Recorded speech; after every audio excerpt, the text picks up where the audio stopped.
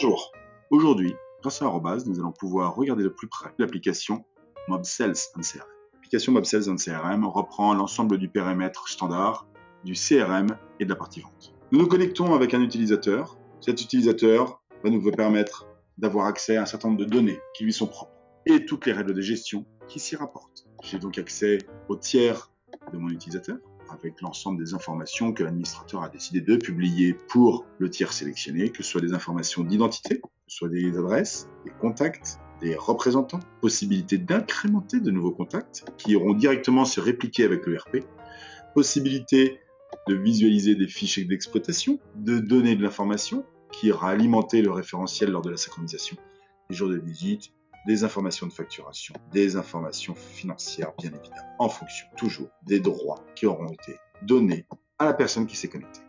Depuis ma fiche tiers, je peux passer commande, visualiser des historiques, créer des événements et donc alimenter mon CRM. De l'accueil, j'ai donc accès à mon agenda, à mes catalogues produits, à mes médias, les médias qui sont tant des visuels, mais pourquoi pas aussi des vidéos, quelles qu'elles soient, une photo, un PDF.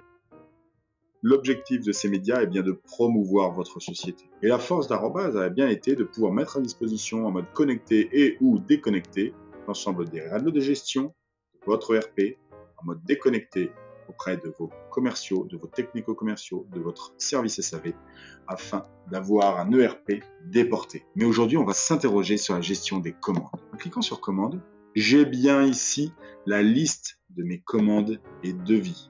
En cliquant sur devis, je vois les devis en cours apparaître. J'ai la raison sociale de mon client ou de mon prospect, son adresse, la date, le montant de la commande et son statut.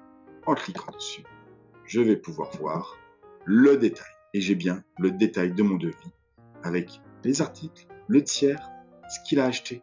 Et de là, je suis sur un simple devis qui a été réalisé. Je vais pouvoir voir les modalités de paiement. Je vais pouvoir visualiser l'adresse de facturation, de livraison et transformer, si je le souhaite, mon devis en commande. Dans la partie Sales, je retrouve mes devis et commandes en cours, possibilité de réaliser un devis ou une commande directement ou un devis transformé en commande. Tout cela dépend du flux que vous avez décidé de mettre à disposition de vos commerciaux.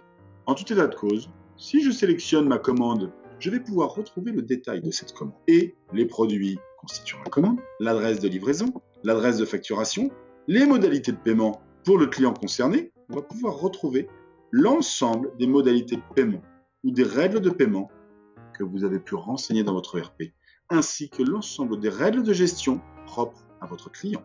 Et enfin, je vais pouvoir éditer ma facture en mode déconnecté. La génération de ma facture conserve la numérotation qui sera alors transmise à l'ERP.